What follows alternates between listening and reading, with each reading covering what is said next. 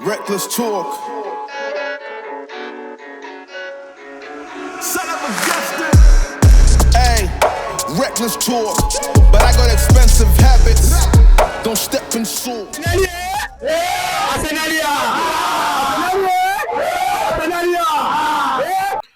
So welcome, guys. This is Kenya Gunners TV. It's another day, another dawn.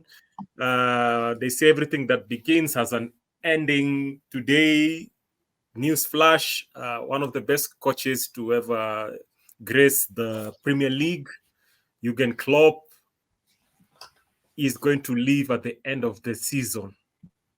What is this going to mean for the top four competition? What is it going to mean for the Premier League? What is it going to mean for world football? Is he leaving for good? Is he leaving for 1 year?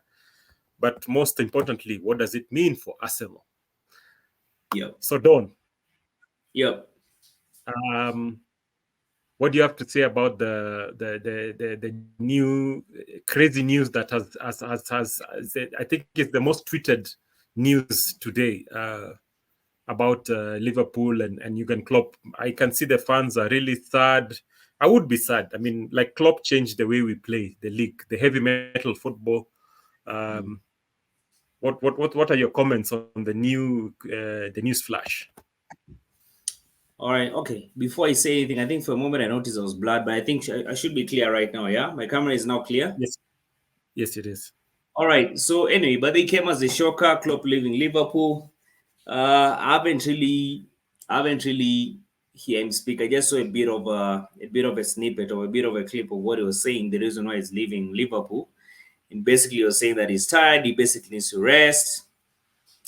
I'm here to go and listen to the whole interview so that I get clear context of exactly what he was saying. But well, what can I say? Apart from just being an Arsenal fan, I'm also a football fan.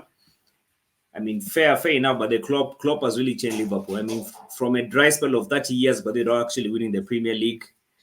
He's coming, there's a time by the Liverpool. You see the way Man U is right now, always talking about history FC.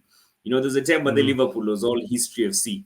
But ever since Klopp came in, but he's changed, he's basically changed Liverpool. And it's like Arsenal and trusting the process. Yeah. It's like Arsenal now. Trust the process. It's like Arsenal now. And rebuilding. We are rebuilding. And what makes it interesting, by the way, the funny thing about the Liverpool fan base, despite the fact of trusting the process by then and being patient for 30 years, they're able to hold it together. The fan base, I'm telling you, Arsenal fan base, we've been divided. There are guys who are, we've been all over the place.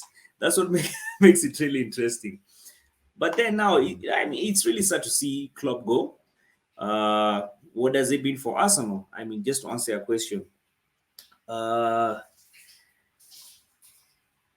look at it from a two-dimensional perspective. The first perspective is, number one, I'm sure you want to go. He definitely want to go to the banger. So I don't think, but he's just going to quit and say, okay, listen, I'm tired. I'm sure Klopp wants the Premier League, at least leave the fans, with the trophy, with something significant. Because right now I think they in the Europa Cup, right? They're also in the Premier League. They're not in the Champions League. So I'm sure, but either the Europa Cup or the Premier League, most likely, but the Klopp wants to win it. So as an effect to Arsenal, I don't think they're going to give it to us easy. They are really going to go hard, but in the Premier League. So we better brace ourselves. So you feel that this is the second half of the Premier League season. Yeah, the players know that their coach is going. They're emotional, but the coach, being Klopp, being a good motivator, is telling them, "Look, this is my last hurrah as a Liverpool coach. I want you guys to give your best." Do you see that Liverpool could be title challengers now because of that new information? Like, they want to do the best for their coach in the last half of the season. 100%. Because what I know for sure, by the way, like, the players who are actually under coach, the players who are actually under Klopp's project, after Klopp leaving, they'll most likely not even have any reason, but they're saying Liverpool. So I'm sure, but they'll want to sign off, by the way, the banger. So trust me when I tell you, just to answer your question, Liverpool is definitely by the title contention. So I mean, right now as Arsenal, we better put our gears on, because it's not going to be easy. What I know for sure is Klopp leaving. He definitely by there has talked to his players. He's definitely has incited them. So for sure, but Liverpool actually, but he's in the title. He's in the title race. Yeah, but it's sad to see Klopp go, but it is what it is. What really makes it interesting that, for the first time, Klopp. If you look at Klopp's history, but they were even when he was still at Dortmund, he had a record of performing. Then all of a sudden, but they just taking a nosedive. But I mean, for Liverpool, we can say that He's been consistent. yeah, he's been consistent. Actually, he's been consistent, and like I was even telling you off camera, a good player or a good dancer knows when to leave the stage. So I think he'd want to leave the stage by there dancing properly and dancing well to the tune. And dancing well to the tune definitely means by there him winning the Prem. So yeah. Another question I have for you, Don. Yeah. Liverpool has been the main antagonist, the main competitor for Man City. Let us be honest. As much as I love Arsenal, there's no team that has challenged Man City more than Klopp. He brought the concept of gegenpress. If you know about the gegenpress, heavy metal football has been associated with Jurgen Klopp. That is high intensity running, triangles, like beautiful football. Now, how easy will it be to fill the shoes of Jurgen Klopp, whoever is going to come in? And that is the first question. How easy is it for the new coach to fill in the shoes of Jurgen Klopp? And secondly, who do you think Liverpool is going to appoint as a replacement for Jurgen Klopp? Okay, first of all, we just to answer the last question as we keep on going back, who's available right now? Who's available right now, brother, to fill in Klopp's shoe? Coach with football coaches, it doesn't necessarily have to be available. Like when you look at Brighton, the coach was not available, and so when Chelsea wanted him, they paid off. It's like the way you pay a transfer fee. They paid the club a lot of money, and they took the coach. So that means so long as the coach is willing to leave wherever he is, he can whatever. Just because I've read a lot of news on this today, I've seen a lot of debates. These are some of the people that people are saying could go to Liverpool. Okay. Xabi Alonso of Bayer Leverkusen, Nagelsmann, who's the German coach, also a very young, upcoming. He's done very good things in Germany for football. They have also talked about Jose Mourinho, who's now out of contract, right? They have also talked about De Zerbi from Brighton. He's playing very attractive, very futuristic, new type of concept. He's good with young players, because any big clubs right now are planning for the future. Most of the superstars right now are becoming old. So they want a coach who knows how to deal with young players. You've noticed a lot of these very good coaches, apart from Ancelotti, are having trouble dealing with the Gen Zs. You see, these ones, they're not hardcore. You're hard on them, they back up. So of course there's Robert De Zerbi. Then of course there's one who they have mentioned who might be good for the fans, but might not necessarily do a good job, is Steven Gerrard, former Liverpool captain. He was coaching Aston Villa. He started very well, then he nosedived. Nice coaching in Saudi Arabia. So those were some of the names that were thrown out there. But essentially, between you and I, if it was up to me, I'd try and sweet talk Xabi Alonso of Bayer Leverkusen. If you've been watching them, I've talked to you about them. They have not lost a single game since. But you mentioned, they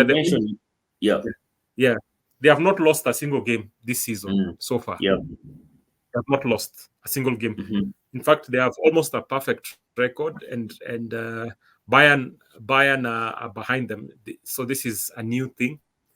his tactics are, because Xabi Alonso was coached by Mourinho, he was coached by Benitez, he was coached by Pep, and I think he was coached by who else?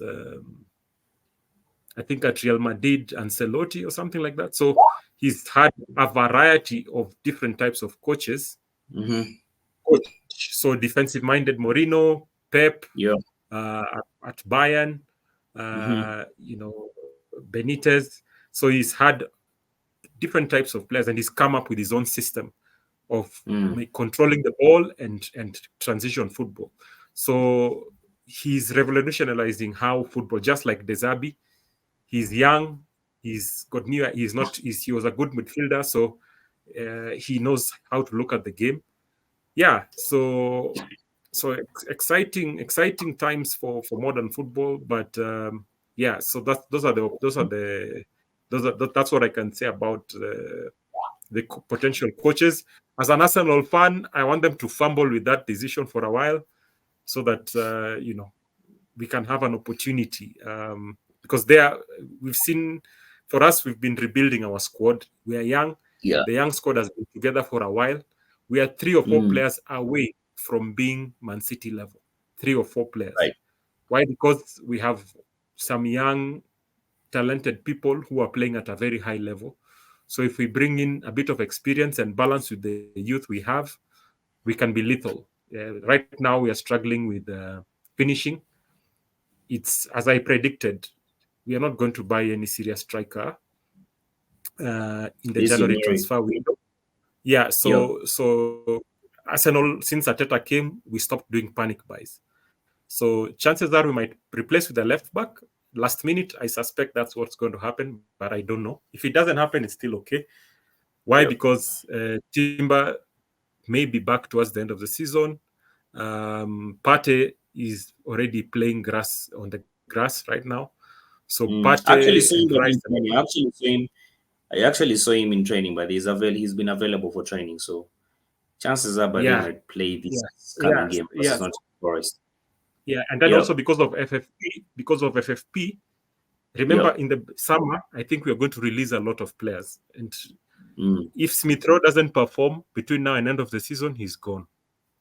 Nketiah, he will definitely go. I don't think he's going to miraculously become a Didier Drogba or whatever. Yeah. So I think we're going to do there'll be another massive clear out, and there'll be also people coming in.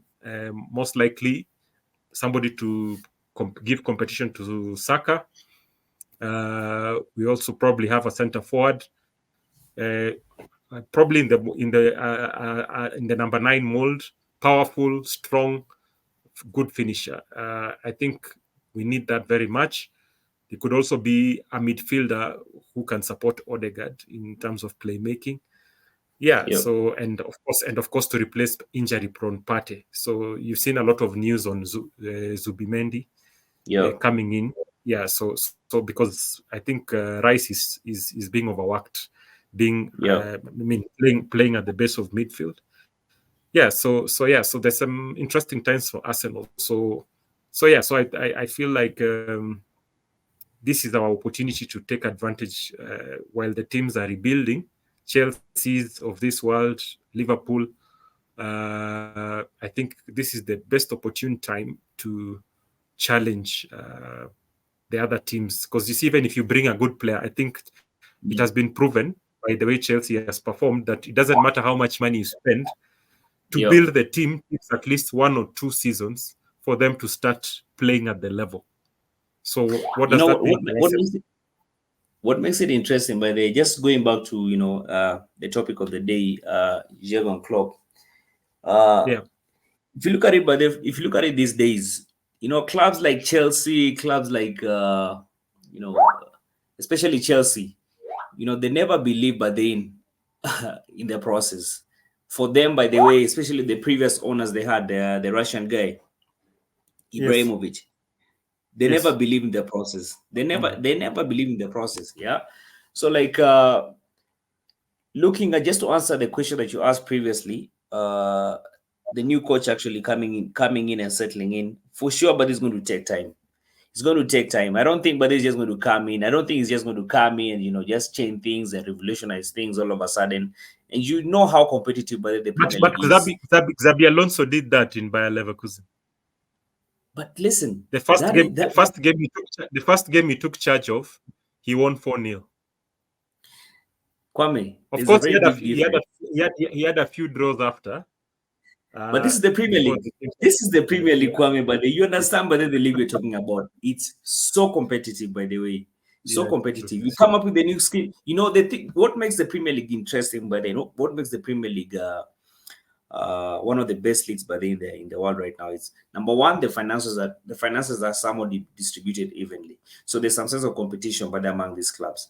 Number two, it's competitive in the sense that you always have to keep on revamping your style of play, time and again. You saw how people learn about it. Yeah, people learn about it, but they learn about it so fast.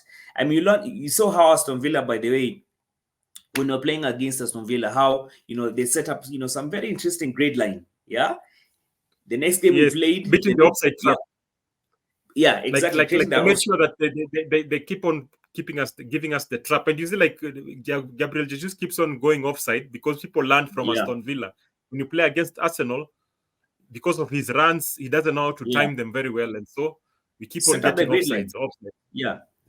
So like you see, Unai Emery, but there's actually been coming up with that, that green line. But then guys have figured it out. Guys have figured out how to beat out, how to go around it. The same way Mikel Arteta, but you saw the last games we played just before the international break this December, the Fulham game and actually the West Ham, the Fulham and the Liverpool game. How was so predictable, was so easily. These guys just figured us out, yeah. So what I'm saying is, even the new coach coming to Liverpool, I don't think his body is going to be a bed of roses for him. This is the Premier League, Kwame. The Premier League, by the way, you have to be creative, you have to be innovative. You always have to think outside the box. So Liverpool, by the way, interesting times ahead. Now, this is now an opportunity, by the way, for us to now actually, challenge. Okay. Can I give you a hypothetical question? Just pause there for a bit. Yeah. You're Josh Kroenke, or you're Edu. Klopp is going at the end of the season. We are seeing how Chelsea is beginning to play well, but since there are so many points behind, they are not really a threat unless we fall apart badly. Yeah, we have Tottenham, we have Man City with De Bruyne back. Now that you're seeing because many of the players are there because of Klopp. As a club, what would you do? And let's not talk about hypotheticals that are not realistic. We know we cannot spend as much as Man City, or some of the bigger teams, but we can spend some money. If we spent £100 million on Rice, I'm sure we can spend £100 million on a good striker. Then maybe the backup would be cheaper, right? What would you do differently? What would you do to take advantage of this situation? Now or next season? You see, right now we are halfway through the season, right? Yeah. You're planning. We might not, I don't think we're going to buy anybody. And if we buy anybody right now in January, it will just be somebody on loan or somebody just acting as cover. But the main business will be done in the summer. But remember, the planning has to start now. So assuming a Josh Kroenke, we have what we have now. First, what will you do to motivate the team right now, given that the situation is the way it is right now? The table is pretty much open. The teams are separated by very few points. Klopp is going at the end of the season. The players are thinking about their futures. They're not sure where they're going to go, whether they're going to stay, who's going to be the new whatever. Let's also be smart enough to know that a club that is as well run as Liverpool probably knew before all of us that Klopp is going. Yeah, definitely. And they probably even have an idea about who's going to replace him. And because Klopp has not left on bad terms, he's probably helping with that process of somebody who's going to replace him, right? Yeah, So, 100%. but in your opinion, from players, player sales and players coming in, Arteta, after going to Dubai, coming back, winning 4-0 at Crystal Palace, hearing this news, what do you think Arsenal should do between now and end of season to bring back the goals? And towards the end of the season, who do you think needs replacement? Where do we need to revamp and to take advantage of this situation? Because for us, we don't have to do too much to improve our playing style and our squad, because Arteta has been with the team for some time. This is more in the Yeah, image of Arteta right now. The players right now are closer to the image of what Arteta wants. The only thing is that we have an injury problem because we depend so much on our first 11. So that means if we start replacing, or rather having alternative players, they will control the load management of the players. That means fewer injuries. That means we can play more competitions and win more games. Yeah, so just trying to put it in your mind, like given the situation right now, yeah, because yeah, I think we are ahead of most teams who are transitioning to the new players. We are yeah, ahead of yeah, most people. Yeah. So yeah. what would you do? Anyway, listen, the long-term plan basically is to now, of course, there's some positions that we definitely need to, set up solid. Strengthen. Number one, it's so obvious right now, but the Saka needs a replacement. Yeah, he needs not a replacement. He needs somebody by the way who, Competition. he needs competition. He needs competition because he's becoming so comfortable. He needs competition. I feel like, and I feel this is my honest perspective. But then you get the comment section, but they can disagree with this. But I feel like Jesus Bade would be a very good competition for Saka on the right wing side. Remember Jesus, by the way, he's in the build-up process, link up and whatnot, but he's so good in that, yeah. And I've seen Yes. Jesus Yes. play, but I've seen him play I've seen him play in the wing position, and he plays so well. Even if you look at the game he played versus Man City, Saka was not available for that game. He played on the wing side, and he played very well. Is the link up and what are the creativity, blah blah blah. Because clearly, by the way, he's definitely struggling by the in the center forward position. That's number one. So Saka definitely by then needs competition on that left wing side. Then now, obviously, I think we've said this, guys have said it. We definitely need, by the way, a striker. We definitely need a number 9 because it's so obvious. By the way, we are creating so many chances after And who would you chances. put on your shopping list? The top 3 strikers. Well, now, because I've been slowly listening to different podcasts and whatnot, guys talking, and just actually looking at different highlights of different players. I had 2 guys in mind. I had Victor Osimhen and I had Ivan Toney. So for Ivan Toney, part of me is skeptical because number one, Brighton is selling me. He's going to sell him at 100 million. Tony is actually 20. He's going to be turning 28 next year. Is he really worth 100 million? Yeah, I It's don't too think much so. money. It's too much money. For Victor Osimhen, For a 28-year-old. yeah, 14 Because he's not coming. Even if we buy him, he won't come this season. It will be yeah, next next season. season when he's 28. Yeah, Yeah. So assuming he gets injured, he stays away for a year or a year and a half.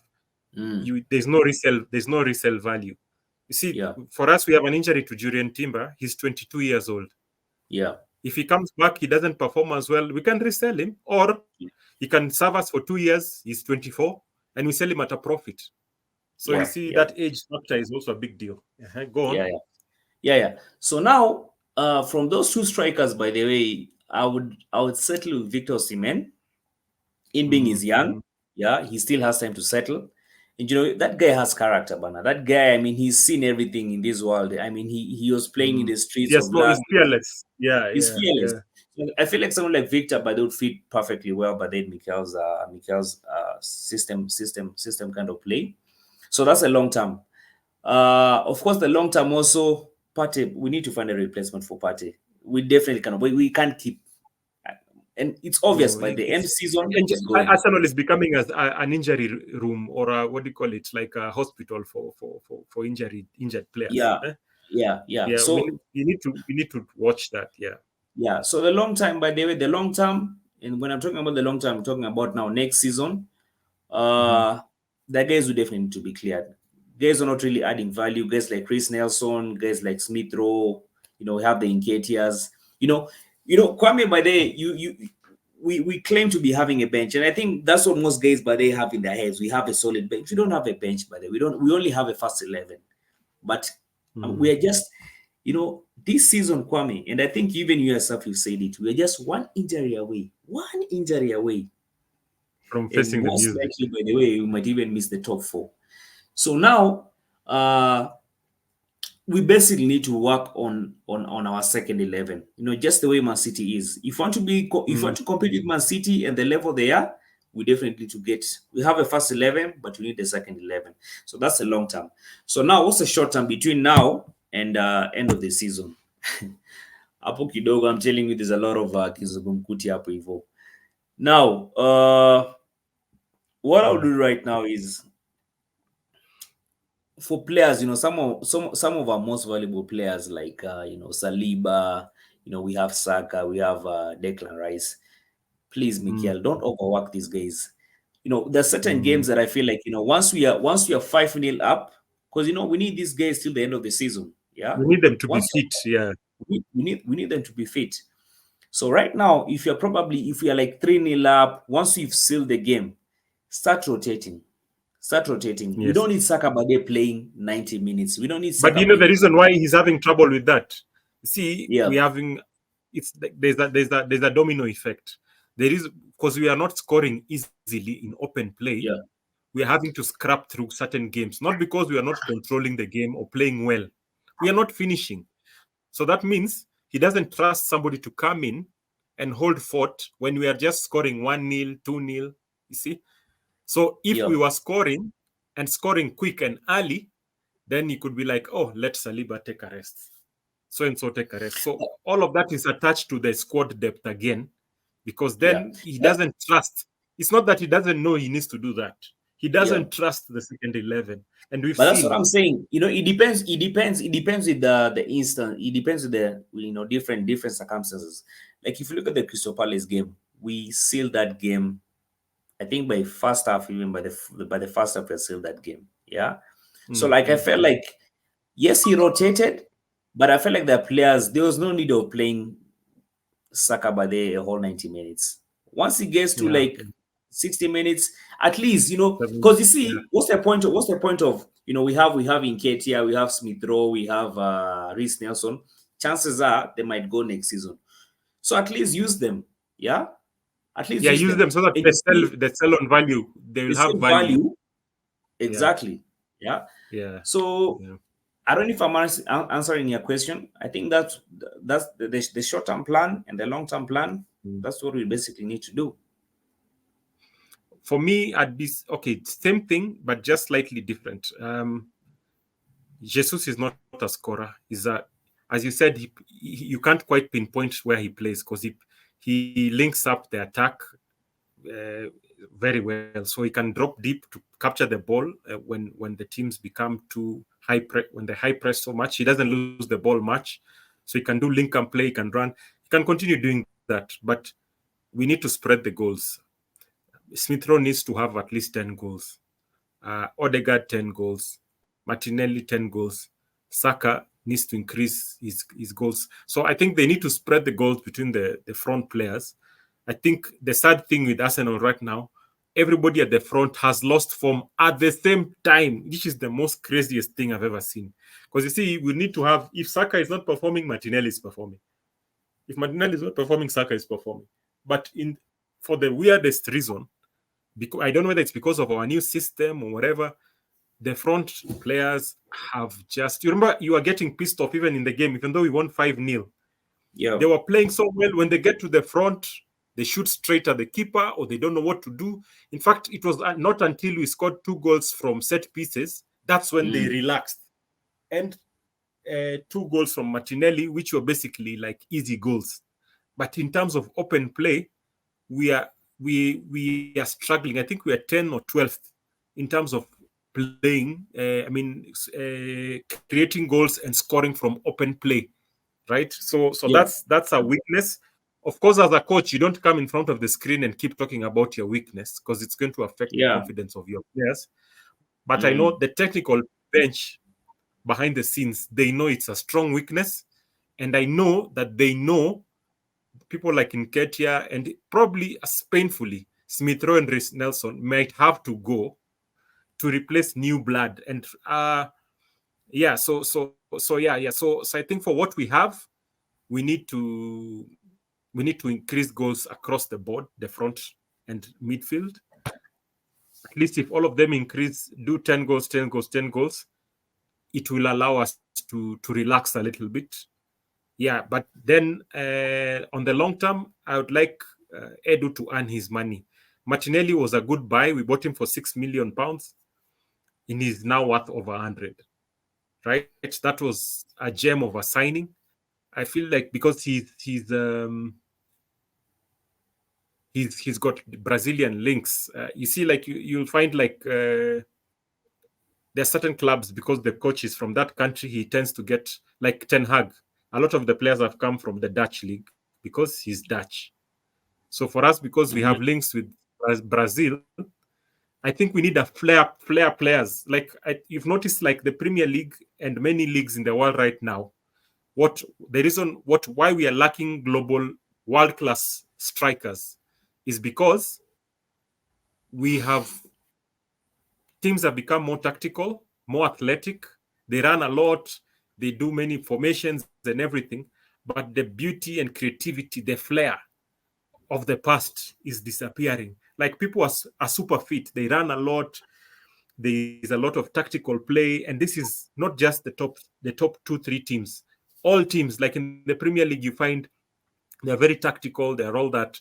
But in terms of individual creativity, there are times a striker can decide to, out of the box, angle a shot from outside or beat 2-3 players. But now players are afraid to lose the ball. So it's just one touch, sideways passes, controlling the game. So it's boring because now we have a world. Imagine in the whole world right now, if I told you to name me world class, Thierry Henry level, Romario level, Bebeto level, Ronaldinho level, if I told you to name just 10, and remember the world is of a billion people, 10 world-class strikers.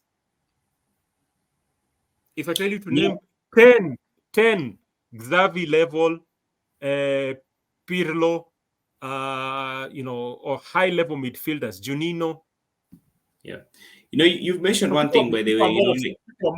People are more athletic, but having those flair players that can beat teams. So that's why if you get a team that can play football, like in terms of like beautiful football, and they can match the discipline and the structures, but merge it with technical flair, then they can easily win. Because nowadays, the youth of nowadays, because they're being paid a lot on the youth level. Like if you go to Arsenal right now, and you see the people like Roaneri, who are Team B, just because there's so much demand for them at the youth level, and they're earning money, a lot of money, in the B team. There's no motivation to work hard. Players are not doing, like extraordinary things anymore. And it's a scary thing, because how is it that we don't have a striker in the whole world?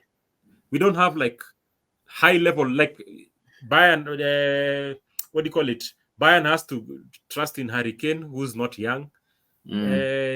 Barcelona has to trust who? Lewandowski. He's in his twilight years. Of course, he has experience and all that, but it's a scary thing to see that we don't have like upcoming strikers that are scary enough to see like, oh, the football has improved. Fine. Also, defensively, teams have improved.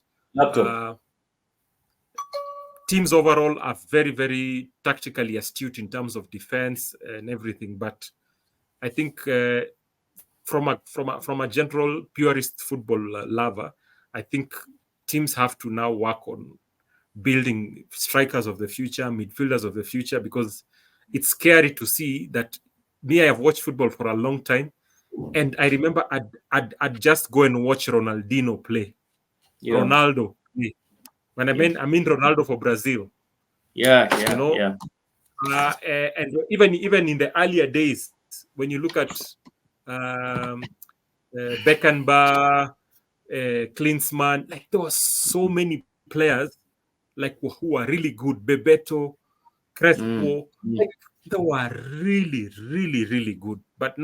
now, I mean, they can run, they are fit, they do what the coach tells them, but like you can't see the gift. Like it's very rare. I don't know. Yeah, I What, know. I know. I echo your sentiments because I'll give an example. Look at a striker like Haaland. Much as he's a goal scoring machine, he scores goals. But I mean, just the other day we were given a litmus test. Without De Bruyne, Haaland is useless.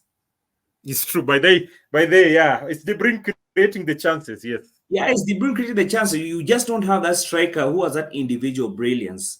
Like you said, it's very scary. It's quite scary because right now, for us to have a good striker, they need to have somebody but to to be creating the chances for them, supplying them with balls, just like Haaland. Yeah. Mm. So it's really, really, really interesting by the to see how Yeah, yeah. football is Evolving. changing. Yeah, yeah. Because when you Yeah, look at yeah, like somebody like Xabi Alonso and even Ateta, fine, they are yeah, revolutionizing how to play football. Not just yeah. possession based anymore. There's Mm, counter attacking. There's Georgian pressing. There's the football there are so many even Ateta says he has like 45 different formations for his team, yeah. and football has evolved. But in terms of scoring or when you think of Thierry Henry, I don't even need to say much. Ian Wright, you'd watch them play and they would score in so many different styles. When you look at somebody like Saka, he has like two ways of scoring. Think about it. Either he comes on Two ways. on the right, goes to the Yes, left, yes. curls it. So for a defender, I just need to watch his video. Then I go for the leg that his strongest leg. So if I if That's the I thing. if I defend against the strongest leg, I know if he Mhm. brings it back to this leg, he won't shoot straight. Same to Rashford. Same to Rashford, by the way. If you look at Rashford, he's so predictable, especially. I think we are meeting with Manu. I don't know when you're meeting with Manu, but apparently when you meet Mm, with Manu, Rashford always scores he always scores, and his scores are mm, always the same, mm. because he plays on the left wing side. Go on the right Yes, side, then just shoot. There's same to Martinelli. If you look at the way these guys score, yes. you know, that's He puts head down, so runs, predictable. runs. So if you know how he runs, then you know what he does. There's no variety. He doesn't know when to slow down, when to move, when to go left, when to give and go. Because sometimes Yeah. Martinelli, instead of saying, I know you are skillful, I know you can beat a player, but just give the ball, then give and Mm. go or change direction. Do some same old thing. I mean, when you watch Ronaldinho highlights, he scores in so many ways. When you So look at many ways. Messi, when you look at Messi, So many ways. ah, so many ways. Like sometimes he can hold the ball, shoot. Yeah. Sometimes he can uh, beat two players, shoot. Sometimes he will lob. Sometimes he will do shoot low. Like there's so many Yeah. things. Sometimes he will head the ball. Like he Yeah. will do so many things. But for Martinelli, and I think this is the next phase of their development. I think when there's competition, Martinelli will have to improve his game because I think that's not even just an Arsenal problem. I think it's a global problem. A lot of the young people they just do just enough. Mm. It's like I was listening to Joe Rogan and he was saying in this is the era where to be great is the easiest thing you can do. You just need to work 10% harder and you're the greatest. Because even boxers now, when you look at the heavyweight boxers, compare the heavyweight boxers during Mike Tyson's time. Those guys were Yeah. killers. They Those guys were were killers, killers. bro. Those Yeah, guys because were beasts. I mean, it was not easy, man. Like you just knew this is a blood, but all of them were hardcore, and you could see Yeah. the skill and everything. But now, this fat guy, is the top two, top three boxer in the world. Tyson Fury. When you look at Tyson Fury, and even this guy Ngannou is going to fight. What's his name? Yeah. Uh, This is Nigerian, British. What's this guy called? Anthony Joshua. Anthony Joshua. Yeah. I mean, there's nothing special. If this guy was there during Mike Tyson's Tyson's time. time, this guy will be knocked out. Yeah. Knocked out. And they're not Like, consistent. yeah. So just look at across the board. Look at tennis. Look at basketball. Look at boxing. Like, I think back in the day, because there was not that much money, people were motivated to work, be the best. But now, even if you're not that as good, you get a lot of money. Even if you're just not as, so long as you just train a bit, 10% harder, 10%, then you're the greatest. But back in the day, for you to be called the greatest, for you to be like Muhammad Ali, man. Some of those guys had fought 100 fights. By the time they're coming to pro, they have fought 50, 100 fights. Nowadays, in boxing, because they want to maintain their value, they choose fights they know they will win. Even like somebody, Mike Tyson was saying, somebody like Floyd Mayweather, he was just very clever. I don't deny his high level boxer, but he chose the fights he took. He made sure he chooses fights that he can win, so that he can maintain a winless, a record of not losing, so that he can attract sponsor money and make a lot of money. So nowadays, many boxers, they don't want to fight. Now you see everybody wants to fight with Francis Ngannou. Why? Because it's a money fight. And since there's no threat on their career, because they'll say, if they beat him, they'll say, he was just an MMA fighter. If he's beaten, they'll say, this was not a fight for a belt. You see, so it's all about money. It's all about money. Yeah, the only sport that I see some consistency when it comes to hard work is athletics, especially these long distance. I mean, look at what the Kenyans are doing. Those guys work hard. They keep joggers, they zoom. Yeah. That's why there's a bit of consistency. I don't know. Is it probably maybe there's no much money in athletics? But if you look at these other disciplines, I think there's no glamorization. You see, with athletics, if you've watched, like, for example, in E10, if you've watched YouTube, the videos of how they train, there's no like a special room for the top sports people. They live like a high school. Like, everybody lives in a very ordinary room. They wake up at 4 a.m., do cleaning, like military. Go for a run, come back, eat, sleep. Lunchtime, go for a run, like that. Come back, rest, do aerobics, go for a run, rest. And very simple life. Very simple. I think now once you start having the silk sheets, the silver spoon, and you have all this money and you're traveling the world and all that. I mean, like, you remember there was that Kenyan runner who died because he was making so much money. He got drunk, fell off his mansion, and he was a very good runner. So money, the thing that is destroying soccer and sports is money. When you're getting money too early and too easily, messes up your head. Too easily. It gets messes your head. And so now you like, look at the way, for example, this player who's gone to Dortmund, the former Manchester United player who's gone on loan. He refused to apologize. He refused to apologize to the coach. I mean, what does it take to apologize? Surely, just apologize to the gaffer and move on. But now, kids of nowadays, why should I apologize? He's the one who's going to apologize. Blah, blah, blah. Like prima donnas. Look at this Manchester United, the player who was so promising, but he messed up his career, Pogba. Now he has a case. I don't know, that he could have taken some doping. I don't know what. Like, he has a case that could come out. So and all this, all of it, when you look at critically, money.